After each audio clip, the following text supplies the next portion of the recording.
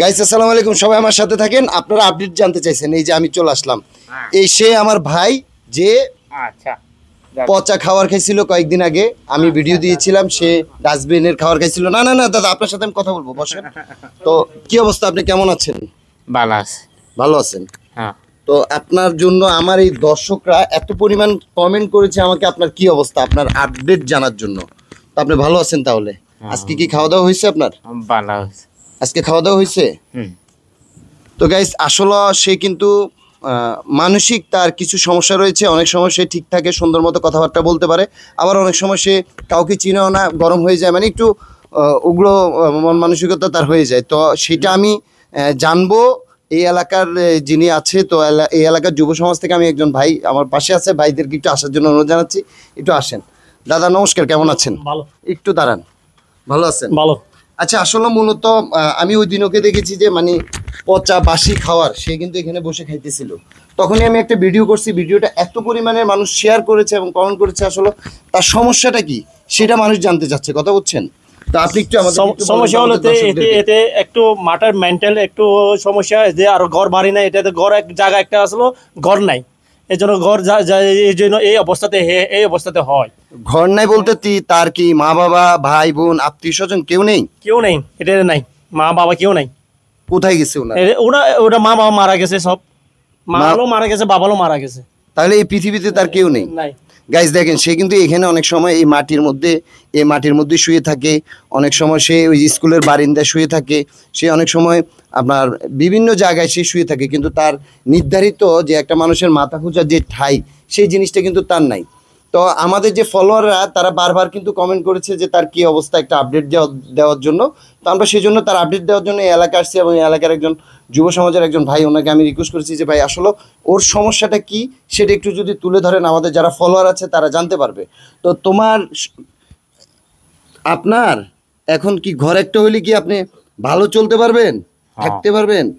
কি ঘর করে দিতে হবে আপনাকে? একটা ছোট ঘর তুলে দিলে ছোট একটা এরকম করে ছোট ঘর এখানে করে দিবে না আপনার ভিটাতে? গাইস আসলে কিন্তু তার বাপ দাদা বলেন অথবা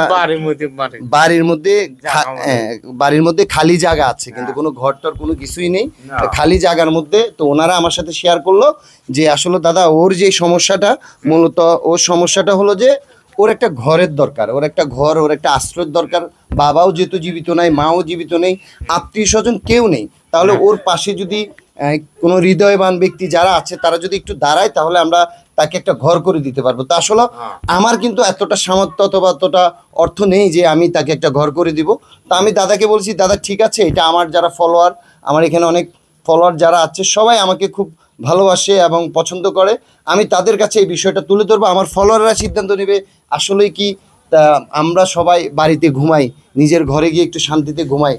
ওরও তো মন চায় যে একটা বৃষ্টি হলে কিন্তু সে এখানে অনেক সময় তুফান হয়, বৃষ্টি হয়, বিভিন্ন সময় কিন্তু সে কিন্তু শান্তিতে একটু ঘুমাইতে পারে না, কারণ তার ঘর বাড়ি কিছু নাই বিদায়।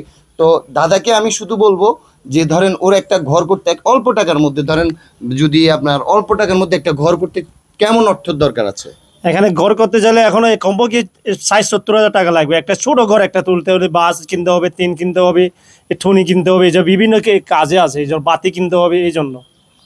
তো গাইস বুঝতেই পারতেছেন, তো আসলে ঘর করার মতো অর্থ কিন্তু আমার নেই, থাকলে আমি দিতাম। তারপর আমি আমার সামর্থ্য অনুসারে আমি যতটুকু পারি, মানে একেবারেই যে আমি শেষ করতে পারবো তা না, কিন্তু শেষ করতে হবে। আমার ফলোয়ার যারা আছেন আপনাদেরকে দাদা ঘর করার জন্য, ওর জন্য যদি আপনাদের ওকে দেখি যদি একটু মায়া লাগে, আপনাদের ওকে দেখি যদি একটু হৃদয়ের মধ্যে একটু আঘাত লাগে, দেখেন আমাদের এই পৃথিবীতে আল্লাহ পাক রব্বুল আলামিন আমাদেরকে অনেক কিছু দিয়েছে, কিন্তু দেখেন ওর ঘর নাই, ওর মা নাই, ওর বাবা নাই, ওর কেউই নেই। তো আপনারা আছেন, আমি মনে করি যে আমার ফলোয়ার যারা তারা আছে, আমি দাদা দয়া করে আপনি ওর একটা ঘর করে দেওয়ার জন্য একটা বিকাশ অথবা নগদ নাম্বার দেন। আমার ফলোয়ার যারা আছেন ওনাকে ফোন দিয়ে কথা বলে আপনারা সহযোগিতাটা করবেন দাদা, প্লিজ। নম্বর আছে 015-015-107674।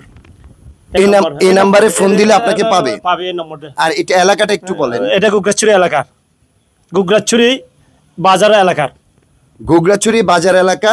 ওকে আপনারা প্রাইমারি স্কুলের সামনে যদি আসেন, এটা খাগড়াছড়ি জেলা, আপনার যদি আপনারা গোগরাছড়ি প্রাইমারি স্কুলের সামনে আসেন, হাই স্কুলের সামনে আসেন, ওকে আপনারা পাবেন।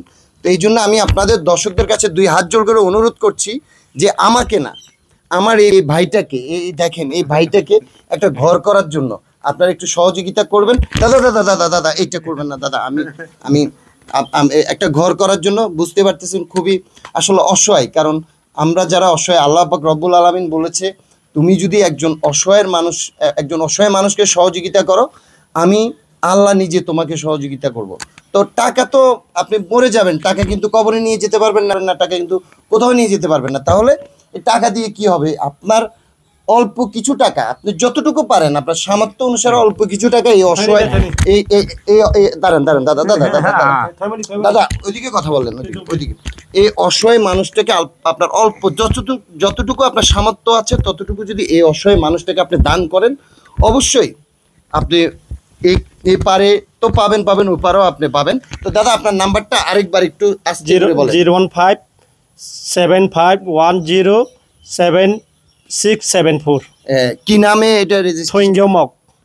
কি নাম? থইঙ্গমক। তো গাইস আপনারা বুঝতেই পারছেন। তো আমি শুধু আপনাদেরকে এই ভাইটার একটু পাশে দাঁড়ানোর জন্য আমি আপনাদেরকে অনুরোধ করে আমি আমার জায়গা থেকে বিদায় নিচ্ছি। কারণ আমার অনেক ফলোয়ার ভাইয়েরা আছে, অনেকেই যদি আমাদের নাম্বার আমরা কখনোই দিই না, কারণ আমি এরকম ভিডিও করি না। শুধু ওনার মাথা গোজার ঠাঁই নাই বিদায় আমি আপনাদের কাছে 2 হাত জোড় করে অনুরোধ করতেছি, আপনাদের যতটুকু সামর্থ্য আছে আপনারা ততটুকু এই ভাইটাকে একটু সহযোগিতা করবেন। আমি আপনাদেরকে বলেছিলাম যে আমি ওকে আবারও দেখতে আসব। দেখতে আসার পর আমি এলাকাবাসী থেকে যখন জানতে পারলাম, তখন আমি বললাম যে না, আমি আরেকটা ভিডিও করি, আপনাদেরকে আপডেট দিই, আপনারা ওর পাশে একটু থাকার জন্য আমি অনুরোধ জানাচ্ছি। আর ওই দিন আমি তাকে কিছু টাকা দিয়ে গেছিলাম, আজকে আমি তাকে কিছু খরচ দিয়ে যাই। ওই দিন কয়দিনের টাকা দিয়ে গেছিলাম? 600 টাকা দিই। 600? ও মনে আছে তাহলে? মনে আছে। হ্যাঁ, আজকে কত? আজকে আবার 3-4 দিন পরে আমি আসবো। সুন্দর করে চলবে, কিন্তু টাকা অপচয় করবে না, খাবার খাবে, ঠিক আছে? খাবার খাবে, ঠিক আছে? আচ্ছা হ্যাঁ। ঠিক আছে। তো আমাদের যারা ফলোয়ার, আপনাদেরকে অনুরোধ করব সবাই ভিডিওটা এত পরিমাণে শেয়ার করবেন, আপনারা প্রমাণ করে দিবেন যে এরকম অসহায় একটা মানুষের একটি মাথা গোজার ঠাঁই আপনারা করে দিচ্ছেন।